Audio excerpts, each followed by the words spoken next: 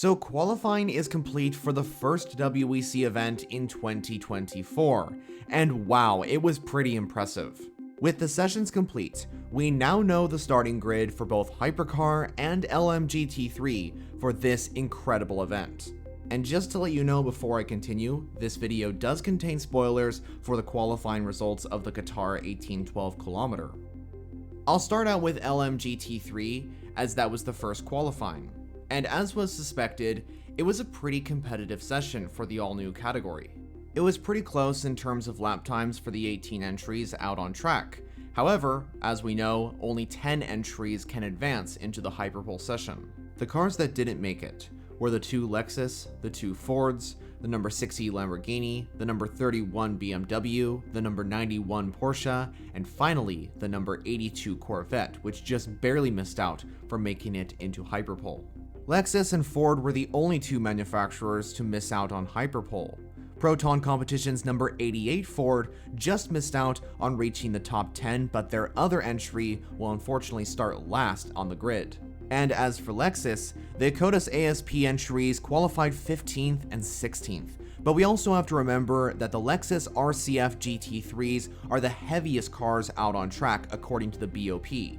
The Hyperpole session for LMGT3 was also competitive. In fact, at the end results, it listed the top 4 spots all going to different brands, which is just very impressive. But nobody could match Tom Van Rompuy's time in the number 81 Corvette from TF Sport. He was 8/10ths clear of the next car, which was the Manthey Porsche. A seriously impressive effort from TF Sport to get that car on pole position and claim the first pole for the LMGT3 era. Out of the new manufacturers, Lamborghini was on top. But while the manufacturer is new to the WEC, the team of Iron Dames and the driver qualifying today, Sarah Bovey, are most definitely not. In fact, the GT pole in the last WEC event, the 8 Hours of Bahrain, went to Sarah Bovey and the Iron Dames team. But while we're on the topic of new brands in the GT ranks of the WEC, McLaren actually didn't have a bad session. The United Autosports cars finished 7th and 8th, the 59 ahead of the 95. Actually, those McLarens acted pretty quick in the testing and practice sessions beforehand, and the 720S GT3 wasn't negatively affected by the balance of performance, so it makes sense to me why both of the United Autosports entries are in Hyperpole. So here are the end results for Hyperpole qualifying in LMGT3. Tom Van Rompuy's time in the number 81 Corvette means that TF Sport will lead the field in LMGT3. The Chevy Corvette will be followed by the number 92 Manthey Racing Porsche, and the number 54 Vista AF Corsa Ferrari completes the top 3. Moving on to the Qatar qualifying sessions for Hypercar.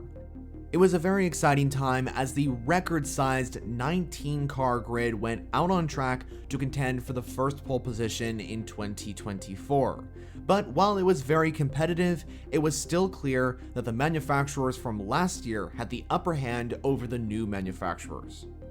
It also became clear that while the Toyota GR010s were somewhat quick, they were struggling compared to last year. One of the reasons why is because Toyota were negatively affected by the BOP adjustments. In fact, the GR010s are the heaviest hypercars on the grid. The LMH and LMDH prototypes that didn't make it through into the top 10 shootout were the number 11 Isotta Fraschini, the number 63 Lamborghini, the number 35 Alpine, the 2 BMW M Hybrid V8s, the second Alpine A424, then 2 of the customer cars, the 99 Porsche and the 83 Ferrari, and finally, to the shock of many, the number 8 Toyota. This is a bold statement I'm going to make, but as we head into the Hyperpole results, I would say that this session was the most competitive qualifying session we've ever seen in the Hypercar era. All manufacturers of Porsche, Toyota, Ferrari, Cadillac, and Peugeot had the pace for pole position, and that's something we've never seen before in the category. Towards the end of the session, it seemed like a battle between the 2 Porsche Penske's and the number 7 Toyota driven by Nick de Vries. But then more entries started setting good sector times. Jonah Verne in the number 93 Peugeot went third, just 2/10 down off of pole position. Then it was the number 50 Ferrari that went into second position. And when the 2 Porsche Penske's and the number 7 Toyota were doing their next laps, Callum Ilott in the number 12 Hertz Team Jota Porsche went fastest overall with a 139.685. At the time, this was a great lap by the British driver in the customer Porsche 963. But the question was, would this be enough for pole with the Toyota and the 2 Penske Porsches still out on track? Eventually though, we found out it wasn't, as Nick de Vries put the number 7 Toyota on provisional pole by 1/10 of a second. But unbelievably, this was not the end to the qualifying results. The Australian driver Matt Campbell, who made the switch to the WEC lineup for this year, was on fire in the number 5 Porsche during qualifying. He was setting fastest laps throughout the entire session, and eventually it came down to that final lap for the number 5 Porsche driver. Campbell crossed the line to set a spectacular 139.347 in the Porsche 963 to grab Porsche Penske's first ever pole position in the hypercar category of the WEC. De Vries could not match the pace of the number 5 Porsche and had to settle for second position. And thankfully, Callum Ilott's lap was good enough for Hertz Team Jota to round off the top 3 with the number 12 Porsche. I have to say, this has been one of Matt Campbell's best starts to the year in his endurance racing career.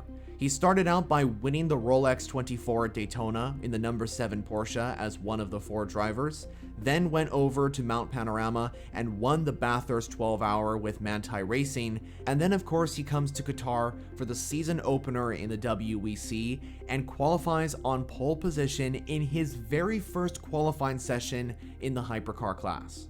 I think what these qualifying sessions proved was that the upcoming 10-hour endurance race is expected to be phenomenal in both Hypercar and LMGT3.